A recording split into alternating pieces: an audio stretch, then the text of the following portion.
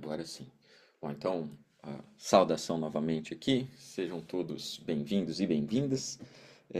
Vamos falar hoje então sobre o tema da retórica e mais especificamente sobre a retórica aplicada na música.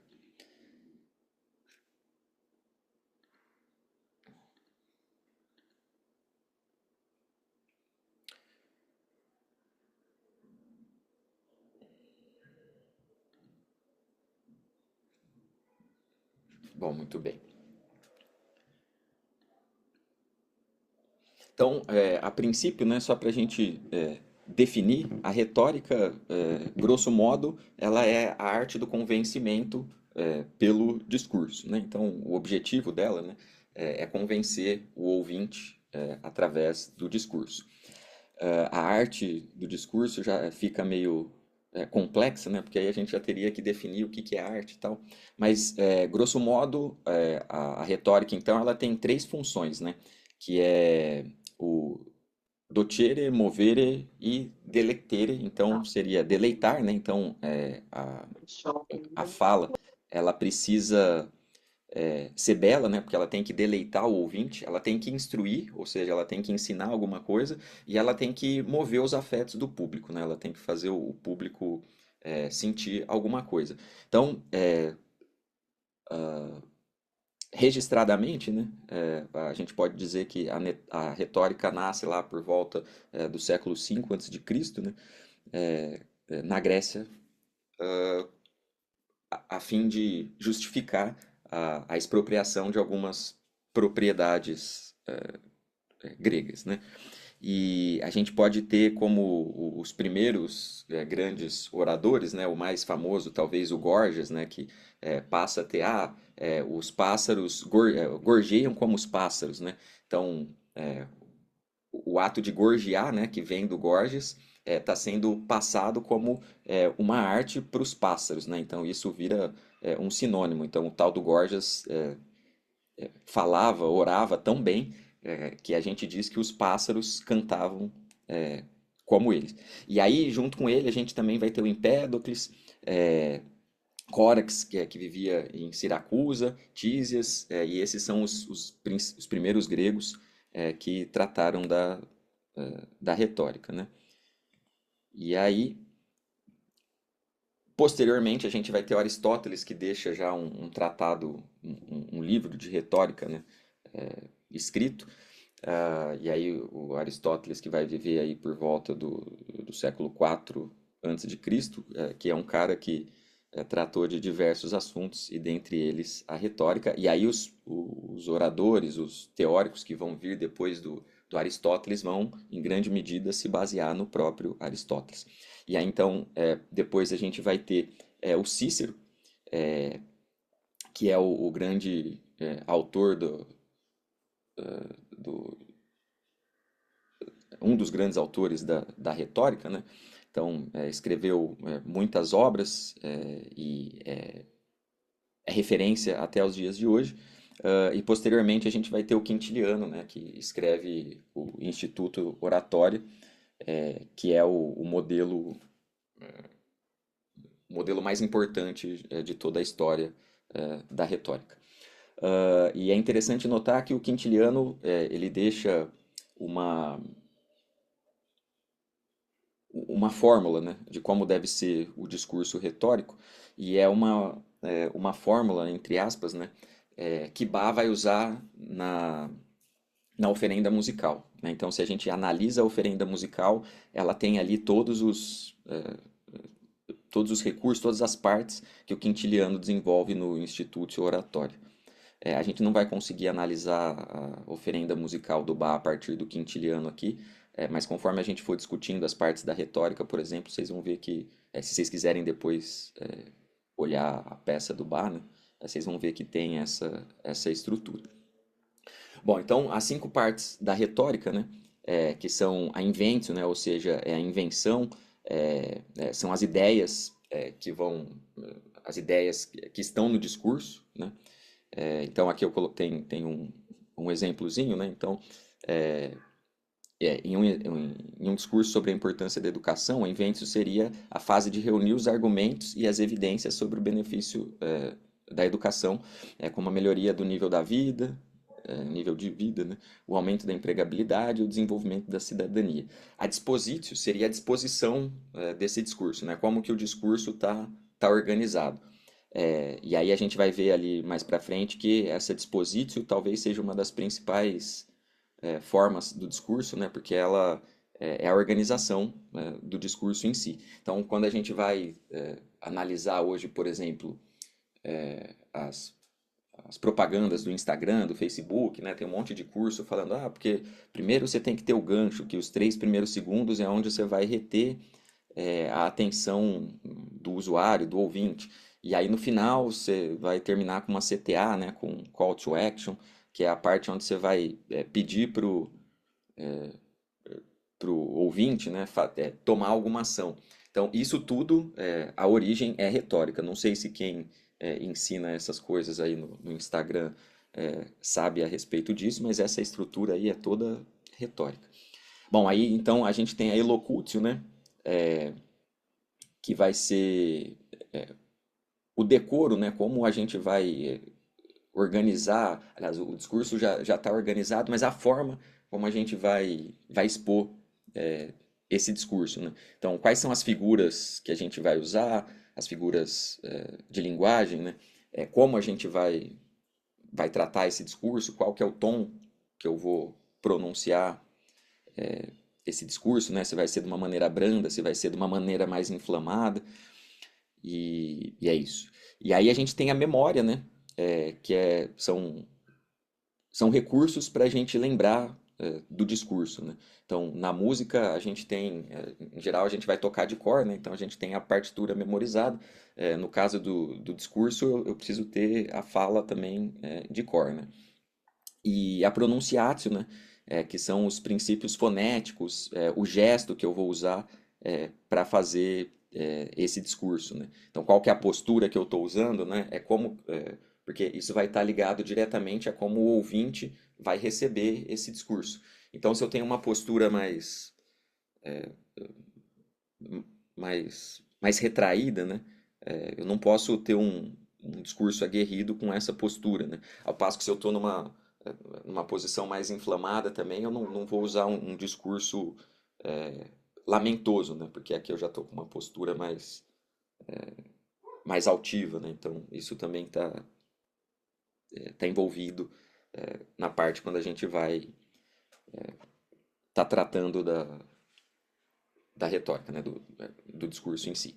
Então, a dispositio, né, que é a organização do discurso, ela é dividida em 5 partes, e aqui talvez seja onde a gente mais, um dos lugares de onde a gente mais tira informação para a música, né? Então a gente tem o exórdio, que é a introdução, ou como eu falei antes lá, pensando nas propagandas do Instagram, é o gancho, né? É aquela parte inicial onde a gente retém a atenção do público.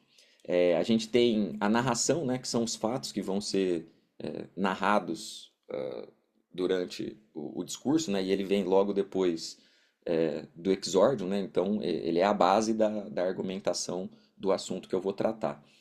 A gente tem então, a narração, que era chamada de narratio, né, a gente vai ter também a propositio, que no caso então a proposição, e aí os termos originalmente são usados em latim, porque o quintiliano é o cara que deixa isso institucionalizado, né? Ainda que a gente que seja uma estrutura muito similar à do Aristóteles, que aí no caso estava usando o, o idioma grego, né?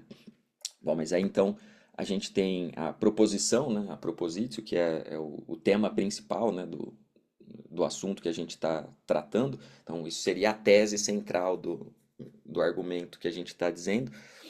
Então, tem um exemplo aí, né, que vocês podem dar uma olhada, eu não vou ficar lendo para não ser cansativo para vocês.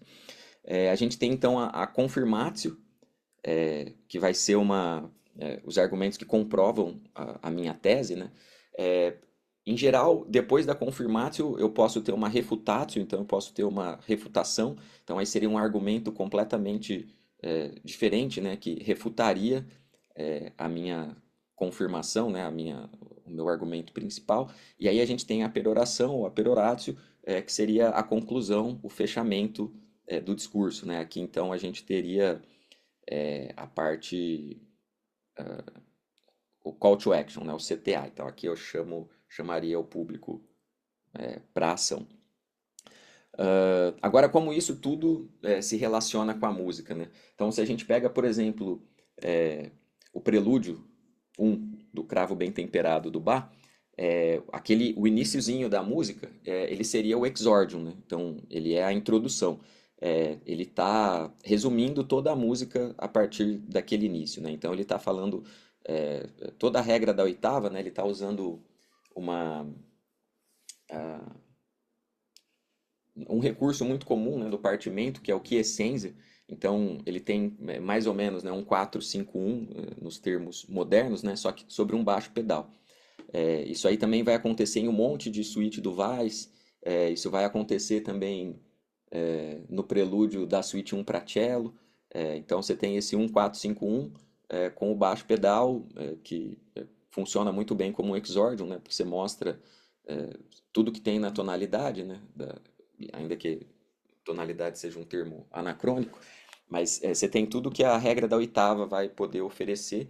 Então você captou a atenção ali do seu ouvinte, da sua plateia, com esse exordium, e aí depois, a partir daí, você vai ter a narração, então você vai expor fatos, né? Então você vai ter o desenvolvimento da peça. Em seguida, a gente vai ter a proposição, né?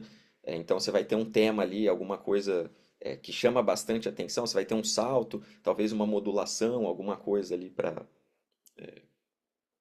que vai confirmar a sua ideia. Ah,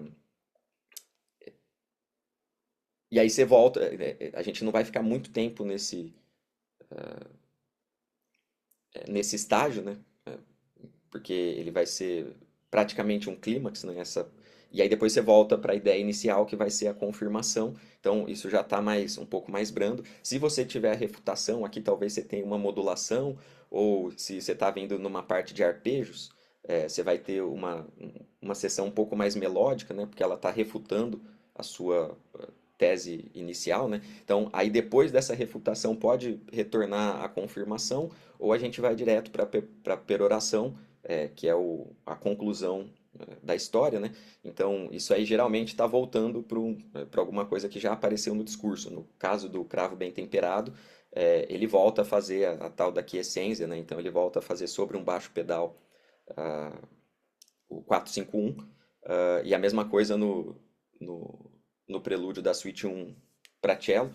É, Só que aí ele faz essa peroração, ele faz esse baixo pedal com uma figuração diferente, né? Então a harmonia é a mesma, só que o pedal é outro, né? Ele está agora no quinto grau, e para finalmente resolver a música no acorde inicial da peça. Xande, a Sim, Chacona ele faz a mesma coisa, né? Porque eu lembro que a Chacona ele encerra com o tema de novo, né? isso aí. Não, você pode ver que isso é um efeito recorrente, é um recurso recorrente que vai ter em um monte de músicas, né? Que a chacona é muito grande, mas se você olhar o discurso, ele tem tudo isso aí, né? Então, ele tem a introdução, que é o que ele vai retomar no fim da peça. Ele tem a narração, que é bem grande. Ele tem a proposição. Ele tem a refutação antes da confirmação, né? Que é uma refutação grande, que ele está fazendo arpejos, ele faz uma coisa grandiosa, e aí ele volta para o tema, para a parte inicial, né, mais pesarosa, né, porque é um tombô, é um requiem, é um lamento para a mulher dele que morreu, e aí a conclusão, né, a peroração é o retorno pro que ele apresentou no início. Mas vocês podem olhar a peça do Barroco aí que vai ter isso a dar com pau. Inclusive, eu até sugiro que vocês escolham 2 ou 3 músicas para ver se vocês conseguem colocar dentro dessa forma de organização do discurso, né? Então, a gente tem o Mattheson, né? O Johann Mattheson, que é um dos principais autores que vão falar da retórica na música, né? Então, que ele vai dizer então que a música é o discurso das paixões, né? Só que aplicado na música. O músico, no caso, né, ele vai ser o orador, o intérprete, aquele que está tocando, é como se ele tenha a mesma função, o mesmo papel do orador, da pessoa que está falando, né?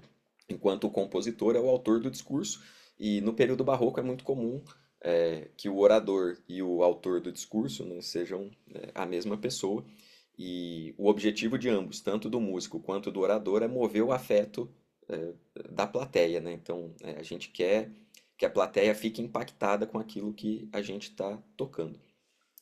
E aí, a gente tem as figuras retóricas, né? E aqui a gente tem talvez um problema, uma questão importante, que é que não existe consenso entre os autores sobre as figuras retóricas, né? E eventualmente nem tem como, né? Porque as figuras, tem muita figura que a gente pode usar, né? Eu coloquei aqui só alguns exemplos. Então a gente tem a anabases, né? Que é quando a gente sempre começa uma peça, um trecho igual, né? E de maneira ascendente, né? A catabases, que vai ser o oposto. A suspiratio, que são pausas, né? Pausas retóricas, né? Então a gente está vindo em declamando alguma coisa, né? Tá cantando alguma coisa, tá tocando alguma coisa, de repente tem um corte e aí volta, né? Esse corte abrupto, ele é uma suspiratio, né? Como se eu tô chorando e aí eu suspiro e volto a lamentar, né? A gente tem o passus duriúsculos, né? Que é muito famoso, que ele pode ser ascendente ou descendente, né? Mas que é uma passagem cromática e que passus duriúsculos, né? É dor, né? Ele reflete essa dureza, né, essa dificuldade do cromatismo, né? Então a gente tem Bach usa muito isso, mas a gente tem também o Purcell usando isso no lamento dele da Dido, né? Quando a Dido é abandonada pelo Enéas. E a gente tem também a exclamatio, né? Que é a exclamação, que é quando a gente tem um salto grande, né? Em geral, os saltos mais expressivos são os de sexta, né? Porque sétima já seria uma dissonância e oitava é a mesma nota, então a sexta costuma ser o salto mais exclamativo, né? E a gente tem também um cara que eu vou mostrar aqui agora, que é o Burmester, né? Que não é o Roger Burmester, mas é o cara que escreveu música poética. Então, em 1606, ele faz um compilado daquilo que ele chama das figuras musicais, né? Então, ele está tentando levar para a música essa história aí das figuras de retórica. A gente também tem o Kircher, o Matheson, que eu já citei, que é um dos mais completos, né, que vai falar sobre a retórica na música. E aí, atualmente, a gente tem um cara que chama Bartel, que escreveu Poética, Música Poética, que é um livro muito interessante, que ele fala a respeito de tudo isso que eu abordei aqui, e sintetizando, né, o que esses outros autores, principalmente o Burmester, o Kircher, e o Matheson vão falar, além de outros. E, e por aqui então é isso. E aí eu vou mostrar agora um, o que o Burmester fala sobre as figuras de retórica.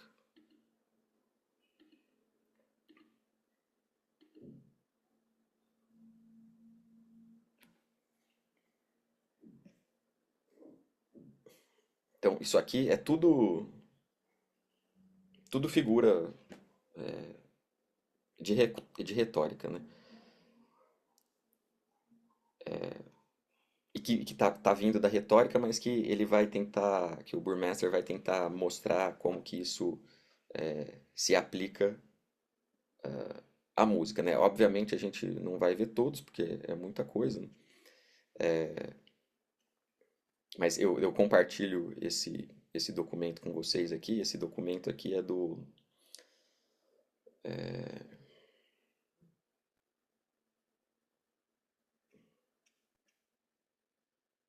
earlymusic.com, esqueci o nome do cara, que é um cara importante. Poxa vida.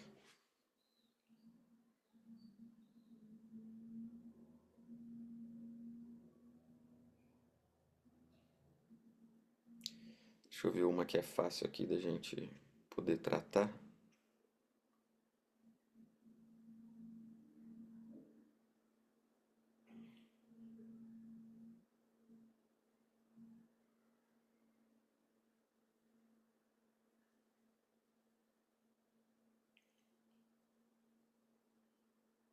Ah, então a gente tem a anáfora, né, que vai ser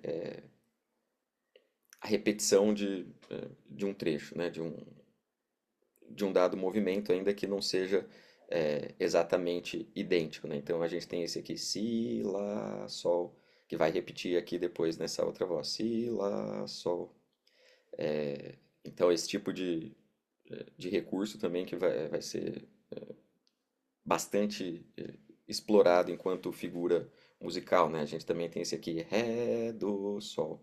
E aí então aqui ele vai ter esse ré, do, e aí vai ter aquele pulou do ré pro lá, já não é exatamente igual. Mas enfim, a anáfora seria essa repetição. E ele dá aqui dezenas de exemplos desse tipo, né?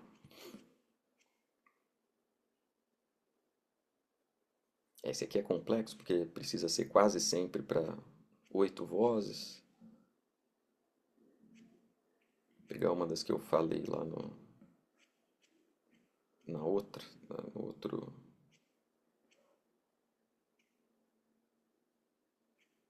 Bom, fuga real é quando a gente tem um estilo fugato, né? Então eu vou ter o tema e ele vai ser repetido em outra voz exatamente igual a maneira como ele apareceu na exposição original, né? Então as notas aqui vão ser exatamente as mesmas notas daqui. Aí, aqui já não seria mais exatamente a fuga real, né? Porque está transposto, né? Então aqui ele está começando em sol, aqui ele está começando em ré. Então está transposto uma quarta abaixo. E aí ele faz as devidas adaptações para não chocar, né, com as outras vozes. Mas a fuga real aí tem que ser exatamente igual. Aqui então ele está fazendo a fuga dessa voz aqui, né? Ele está em ré, mas o sujeito original estava em sol.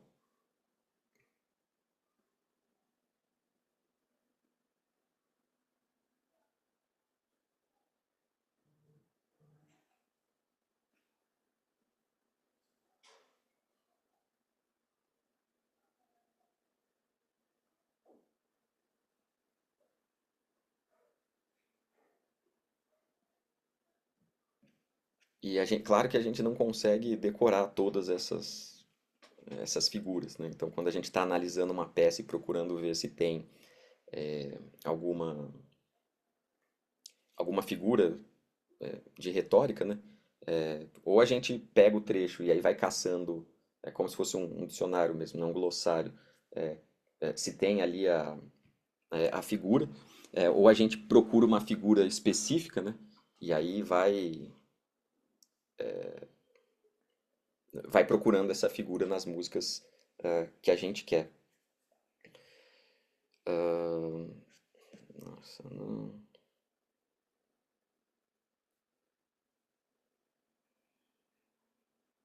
É, o noema, que é a sequência de consonância.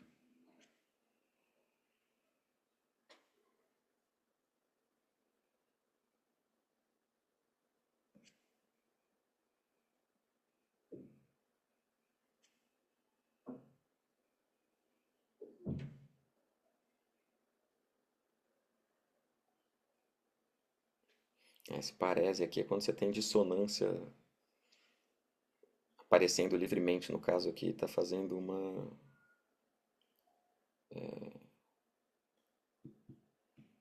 quinta diminuta, né? E aqui tem mais quinta diminuta.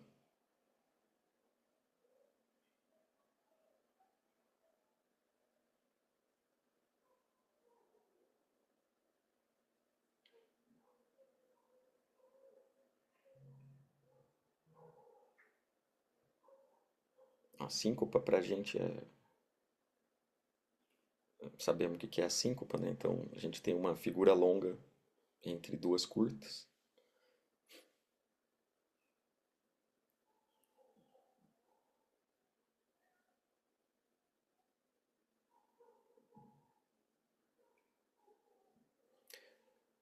Bom, vamos ver agora se a gente dá uma olhada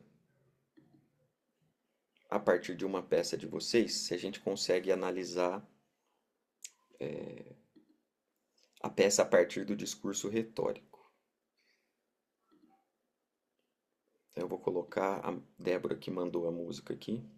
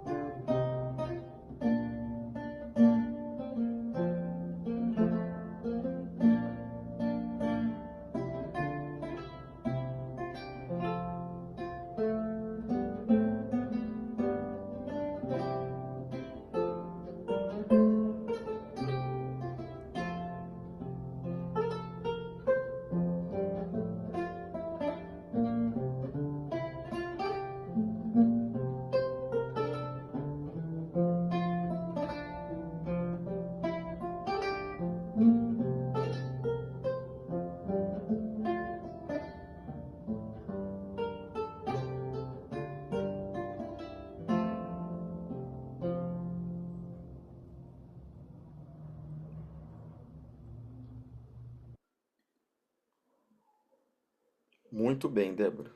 Tá bem firme. Eu vou compartilhar Obrigada. a tablatura aqui. Tem umas coisinhas para falar de técnica.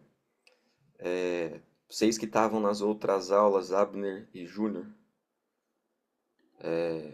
vocês têm alguma coisa para comentar sobre a mão direita da Débora desse vídeo que a gente viu agora?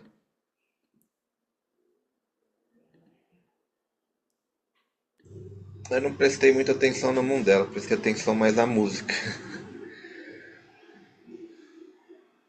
Abner. Inclusive tem uma questão dela aqui que é similar à sua, mas oposta, Abner. Do último vídeo que você mandou da guitarra. E você mesma sabe, Débora, uma coisinha que você pode mudar na mão direita para melhorar o som e a fluidez da música? Eu acho que talvez colocar a mão um pouquinho mais para fora do mosaico, mas em específico, professor, eu mudei o meu toque de polegar para anelar para médio e polegar. Melhorou bastante nessa questão.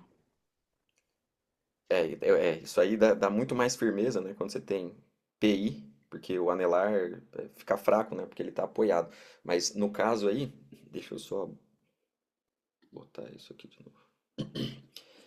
É o mindinho no tampo. Você pode deixar o mindinho no tampo um pouquinho mais leve, e aí talvez curvar um pouquinho o punho. Tá muito assim, então um pouquinho mais para fora, né? O punho um pouquinho mais para fora, mas principalmente o polegar um pouquinho mais leve. E aí eu disse o oposto em relação ao Abner, porque o Abner tá tocando sem o dedinho, né? Então o Abner precisa colocar o dedinho e você precisa relaxar o dedinho. E aí depois tem mais umas outras questões aqui, mas eu gostei bastante do resultado. Agora, se a gente fosse olhando para a tablatura, né? E aqui está um dos motivos do porquê a gente vê pouca análise de música para cordas dedilhadas a partir da retórica, né? Ou mesmo porque as cordas dedilhadas ficam um pouco é, de fora, fica afastada, né? Da participação na história, porque os autores não falam das dedilhadas, né? Que é exatamente porque precisa saber ler a tablatura, né? Então, aqui é uma corrente, né? Então é uma dança. Então, o principal afeto aqui, né? O ethos, o caráter da peça precisa ser a corrente, né? Então, ela precisa ter esse cara tchan tchan tcharan tchan tcharan tchan tchan tchan tcharan tchan tchan tchan tcharan tchan. E aí é aquela história, né? Cada dois compassos fecha um período, cada quatro fecha uma história ali, né? Cada quatro compassos finalizam alguma coisa, e aí oito vai dar um período inteiro, né? Então aqui, tchan, tchan, tcharam, tchan, tchan, tchan, tchan, tchan, tchan, tcharam, tchan, tchan, tchan, tchan. Aqui então vai dar uma primeira história, né? E aí depois, a partir daqui, ele vai mais pro agudo, né? Agora aqui, ah, tá em Fá, né?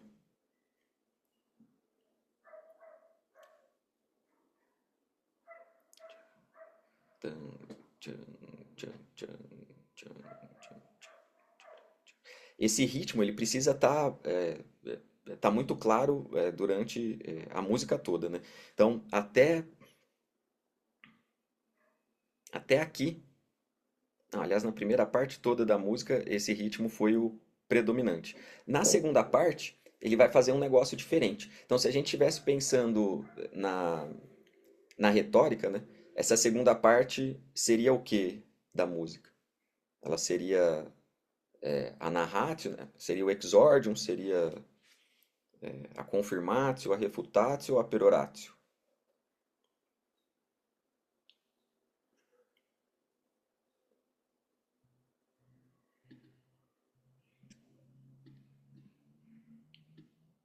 É uma pergunta.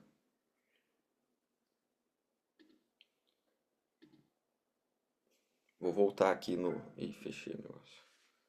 Vou voltar no slide das partes da retórica. Tem as partes do discurso.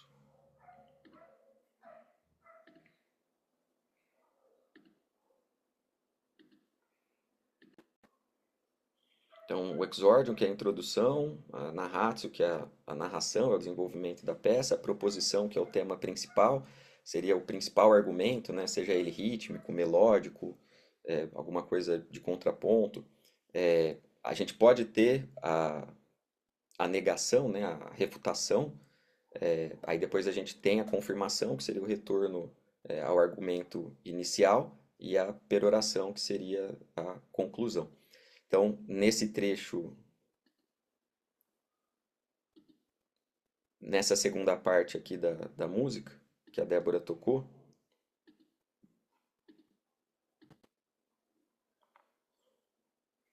o que seria a segunda parte da música? Das cinco partes do discurso retórico. A narratio, né? Quem dá mais?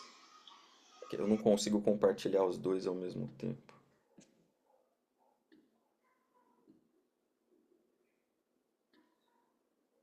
Você tá com a laúde aí na mão, Débora? Com o arc? Eu tenho que ajeitar ele aqui, mas tá perto. Posso pegar ele. Ah, faz a gentileza, por favor. Eu vou pedir pra você tocar uns trechinhos. Mas só pelo ritmo aqui, a gente já vê que a segunda parte ela é completamente diferente da primeira, né? Então, a primeira parte tinha esse tchan, tchan, tcharam, tchan, tchan, tchan, tchan, tchan, tchan, tchan, tcharam, tchan. A segunda parte é tchan, tchan, tchan, tchan, tchan, tchan, tchan, tchan, tchan. Então, é muito diferente, né? Então, ela seria uma refutação, porque ela está indo um argumento muito diferente do que está sendo trabalhado, né? E se a gente pega os 4 primeiros compassos quase sempre são o exordium, são a introdução, né? Que eventualmente pode passar um pouco de 4 compassos, pode ser 8, pode ser 6, depende da peça, mas essa daí vai ser quase sempre a introdução, e aí depois da introdução a gente já vai ter um desenvolvimento, né? Vai ter alguma coisa contando a historinha ali. Deixa eu parar o compartilhamento. Que Eu vou seria a narratio, né? Isso, que seria a narratio, exatamente, seria a narração. É que quase sempre é a maior parte da música, né? Porque você está contando uma história a partir do exórdio, né? Da introdução. Então eu vou pedir para você fazer, Débora, só o comecinho aqui da música, pode ser? Eu Ih, tô no celular. você tá no É, celular, né? não sei se vai dar certo. Dá pra ouvir alguma coisa? Dá para ouvir, vamos ver se continua. Não, não deu. Porque no celular Ixi. ele corta o som da. Deixa eu tentar fazer outra coisa aqui.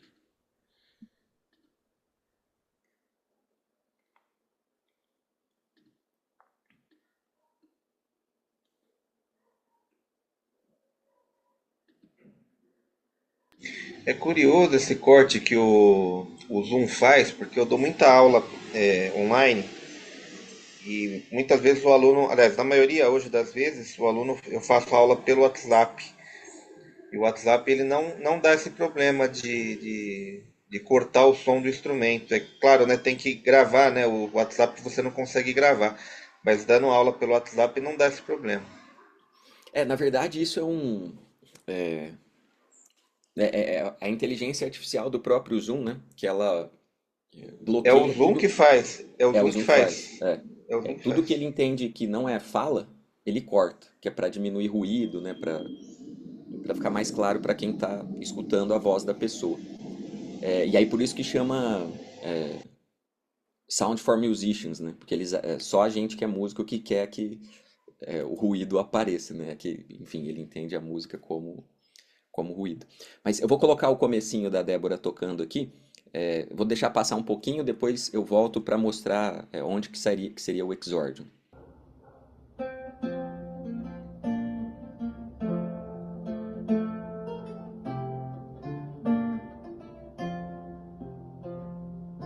Então, aqui já acabou. Esse foi o exórdio todo, né? Eu vou botar de novo aqui.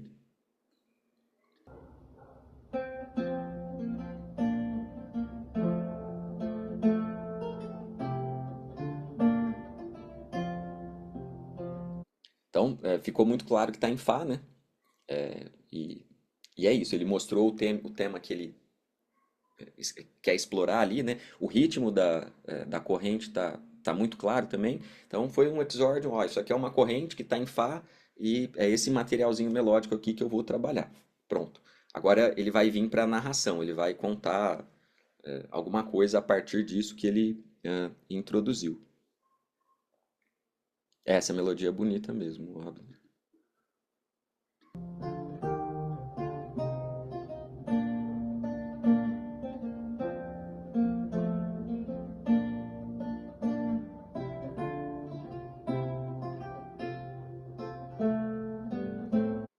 Então, aqui ele desenvolveu a melodia inicial que ele estava trabalhando, né? Que ele expôs.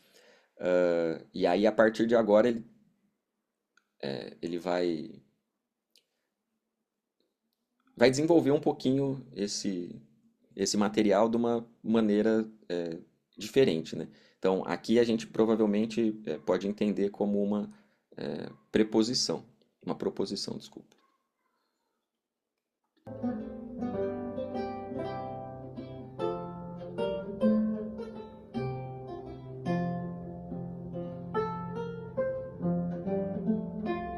Então, aqui já não tem mais absolutamente nada a ver com o que ele fez na primeira parte, né? Na segunda parte já é um. Eita, o que que eu tô compartilhando com vocês? Eu não compartilhei a Débora, né? Você está compartilhando a tablatura. Aí, então vocês não ouviram, né? Não, estamos ouvindo o Ah, que deu ela para está ouvir? tocando e estamos acompanhando na Ah, tablatura. então tá bom. Então esse é o mundo ideal mesmo. Então aí chegamos aqui na segunda parte, né?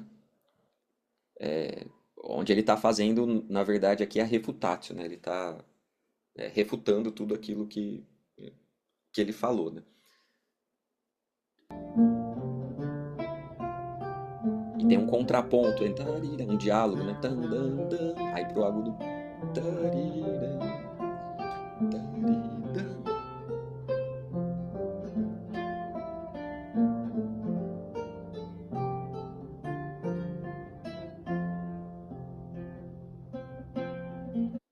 E aí ele voltou para a primeira parte, né? Agora, aqui tem um negócio, isso é muito importante, né? Eu não sei, Débora, por que que você fez assim.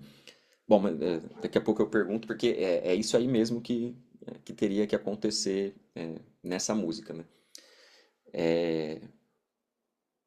Mas uma coisa importante é que aí aqui vem a, a maneira que você vai fazer o seu discurso, né? O, o principal afeto dessa música, né? O ethos dessa música, ela é uma coisa alegre, é uma coisa triste, é uma coisa grave, é uma coisa dançante, é saltitante, é, ou de fato é mais grave, mais nobre. E isso aí precisa aparecer no discurso, né? Então, e isso não pode ser sempre igual, né? Quando você está fazendo a pergunta e a resposta, né? Entre o agudo e o grave. Então você tem tarirã, tarirã, tarirã, tarirã, parirã. Isso aqui não pode ser sempre igual. Você precisa dar um jeito de falar isso diferente. Que é aquela história, né? A gente está conversando aqui e aí eu falo, hoje eu acordei e abri a janela. Ah, me deu uma dor de barriga, eu fui no banheiro. Comi um caviar com um filé mignon. Meu cachorro morreu. Eu não falo tudo igual, né? É tudo da mesma maneira. Cada uma dessas coisas tem um afeto, tem uma pulsão diferente, né? E isso precisa estar claro no discurso, que é isso que chama atenção, né? Porque se a gente tocar tudo igualzinho, aí o Sibelius faz melhor que a gente. Mas ter essa. Claro, a gente ainda está na dança, né? Ainda é uma corrente, ela ainda tem que ter esse caráter de dança, mas dentro desse caráter, né? Dentro do tactus, eu posso dar uma explorada, seja na duração das notas, seja na intensidade, principalmente na intensidade, né? E aqui fica muito clara a relação entre o orador e o tocador e o intérprete, né? E quem está tocando a música. Porque é aqui que eu vou falar, nossa, tô com uma dor de barriga que tá difícil. É, ou eu vou falar, nossa, hoje eu acordei bem pra caramba, abri a janela, o sol entrou raiando e eu fui correr 12 quilômetros, depois nadei mais 5. Então, são maneiras diferentes de falar a mesma coisa, né? E aí, por mais que a música não tenha, eu não consigo marcar com vocês, falar, ó, semana que vem, às 10 horas da manhã, a gente tá aqui no Zoom de novo. Por música, música instrumental, eu não consigo fazer isso, né? A gente não tem essa denotação explícita de linguagem, mas ela trabalha com com os afetos, né? Com sugestões, né? Com coisas que estão ligadas ao ente humano, né? Então, por que que o baixo de lamento é universalmente entendido como uma coisa triste? Porque um som indo para o grave, né? É, o ser humano entende que está ficando pesado, que está ficando pesaroso, que está ficando triste. Então isso já faz parte da gente, né? Por que que um estrondo chama a nossa atenção? Então, no caso, uma mudança, a exclamatio, né? Por que que um salto chama mais atenção do que um som que está sempre igual? Porque se eu tenho uma mudança brusca no ambiente, isso pode colocar a minha vida em risco, né? Então pode ser um trovão que tá caindo uma tempestade, eu preciso procurar abrigo, ou é um leão que rugiu e eu preciso fugir. Então, esse salto, ele muda a- o que está vindo como padrão e acaba chamando mais atenção por natureza, né? E aí, na música também vai ter isso, né? O que que essa frase tá me dizendo, né? Então, tarirã, foi indo o grave indo pro agudo, né? Parirã. aí o agudo indo pro grave, e aí volta pro grave que continua indo pro agudo, né? Tariram. E aí aqui o agudo também vai pro agudo, né? É, mi, fá, sol. Que na verdade ele tá até imitando aqui o que ele.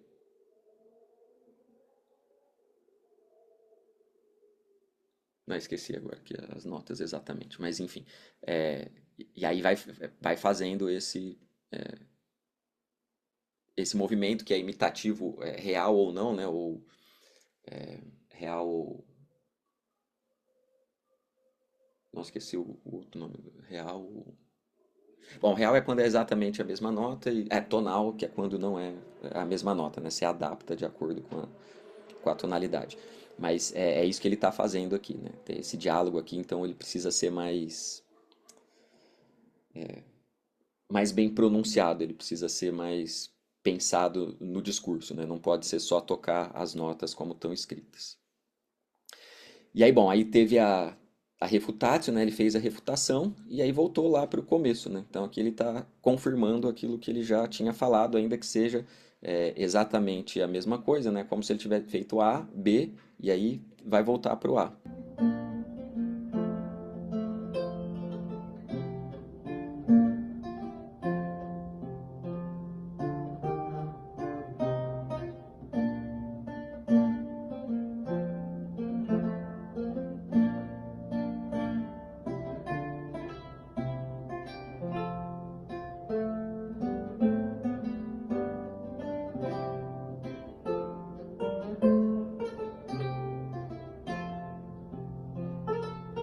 Aí aqui o interessante seria terminar aí, porque você voltou, teria feito A, B, A, né? Aí terminou no A, tá bacana. Mas aí você seguiu no B, mas vou aproveitar essa parada aqui, porque na repetição então você colocou os ornamentos, né? Colocou os mordentes, como era esperado que fosse feito, né? Então, se eu estou falando alguma coisa, né? Então, me traz um pouco d'água aí, por favor.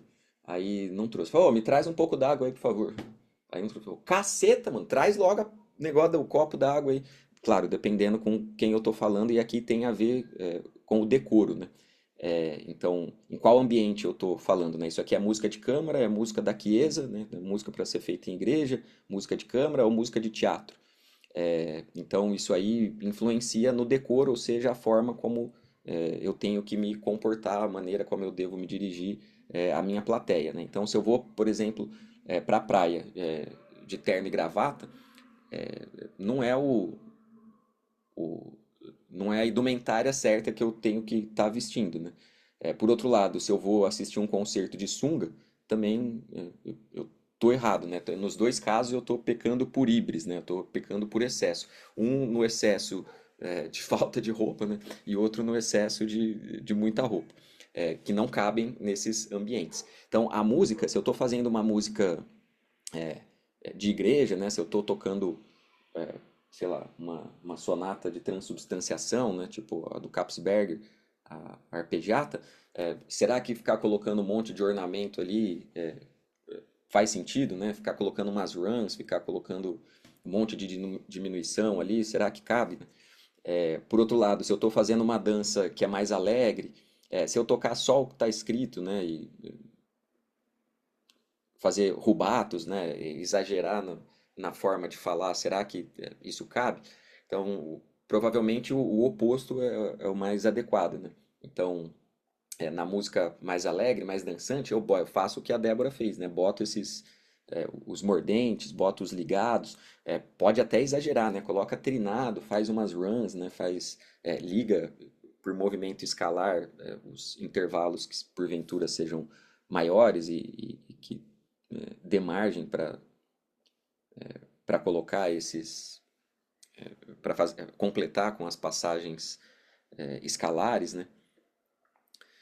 E isso.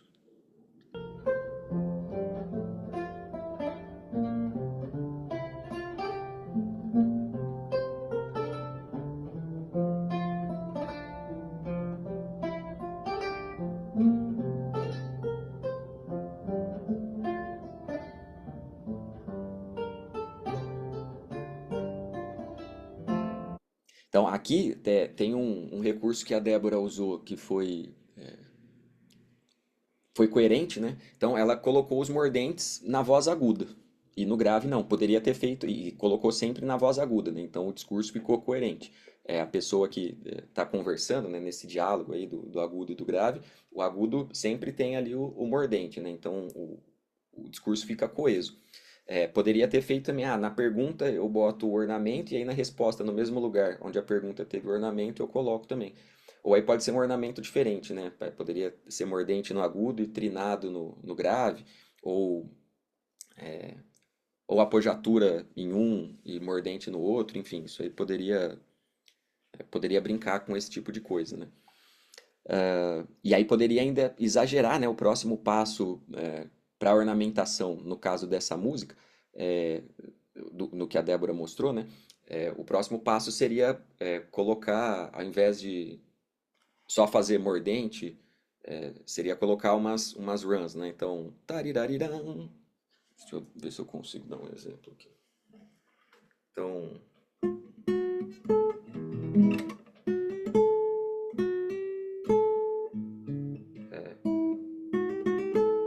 por exemplo, né, nesse primeiro. Vocês me escutam o violão?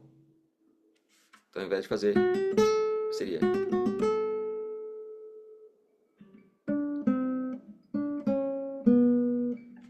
E o que você fez poderia ser. Então, eu fui pra frente, voltei e ainda fiz uma notinha de passado.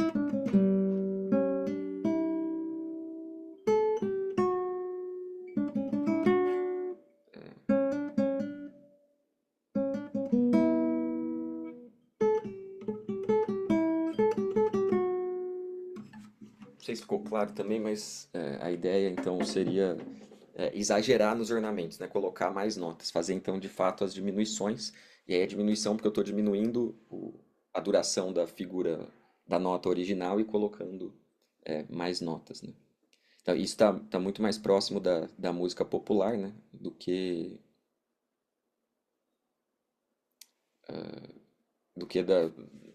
do que a gente aprendeu que é música clássica, né? Que tem que tocar exatamente o que está escrito e tal.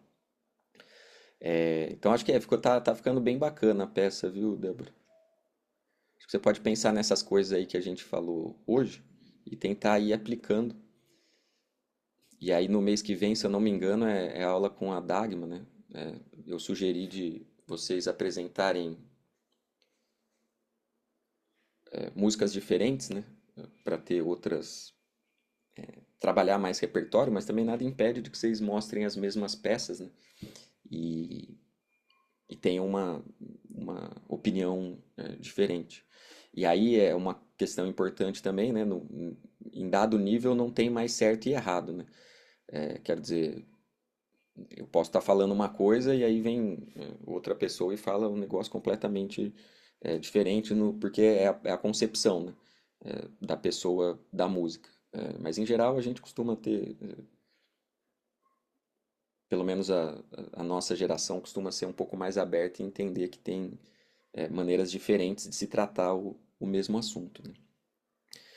E, bom, acho que por hoje é isso. Alguém tem alguma questão? Claro que eu falei bem sucintamente a respeito da retórica, né? A gente poderia explorar mais, mas também não teria tanto tempo para falar disso. Então, acho que como material introdutório serve, né? Mas aí vocês vão precisar dar uma pesquisada mais a fundo, caso queiram, né?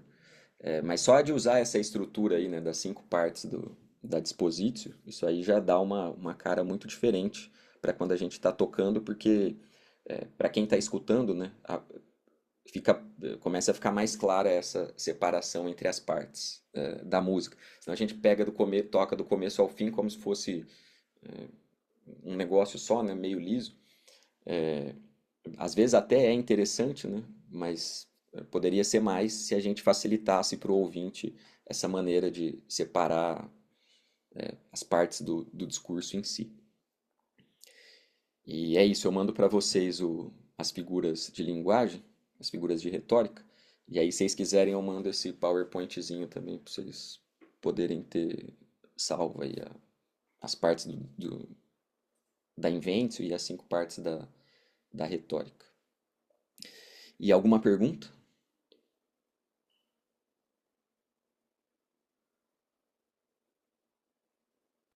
Então é isso. Agradeço a paciência e a presença de vocês. Valeu, Ale, obrigado. Quando que é a próxima aula? Ó, tem aula amanhã às 4 horas, eu acho. Eu não sei se o Abner confirmou com o Gabriel, mas acho que a princípio é amanhã às 4. E aí depois, segunda, a última aula nesse mesmo horário, das 9 às 10. Maravilha. Então amanhã às 4. Amanhã às 4, é. Mas aí Maravilha, espera, eu então, espero o beleza. Gabriel confirmar lá, porque para não dar ruim igual na segunda passada. Beleza. Aliás, foi falha minha no fim das contas, mas aí amanhã eu descubro. Fechado. Obrigado. E eu que agradeço. Boa Até semana amanhã, para todo vocês mundo. aí. Falou, valeu. Até mais.